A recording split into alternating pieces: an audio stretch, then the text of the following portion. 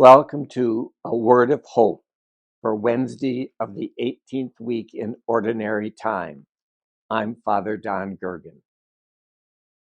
I've thought recently what the world needs now is hope.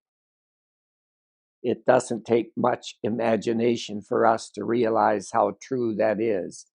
What the world needs now, what we need now, what I need now is a word of hope. We have today in our first reading the prophet Jeremiah, who can often be very challenging. But today he's preaching to the Israelite and Judean people toward the end of their exile that they are going to be able to return to Jerusalem, and that indeed God is with them. And so after this long period, they are now going to be able to rejoice. Let me just read a few lines from our text from the prophet Jeremiah.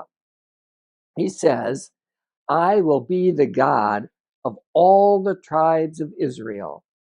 I will be your God. And then very touching lines. He says, with age-old love, I have loved you. With age-old love, how long I have loved you, and I love you still. And indeed, therefore, I will restore you, he says, and you shall go forth dancing, shouting with joy, because the Lord has delivered you.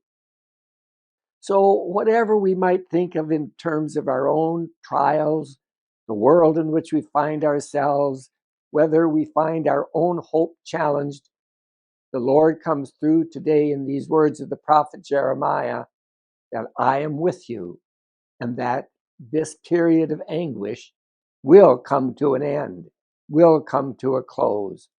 So let us take those words to heart very much. With age-old love, I love you still.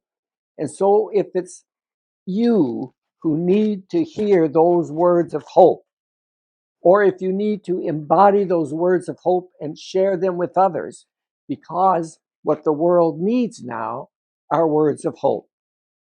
And so God always wants to give us that sense of hope by letting us know that God is with us and will restore us in due time.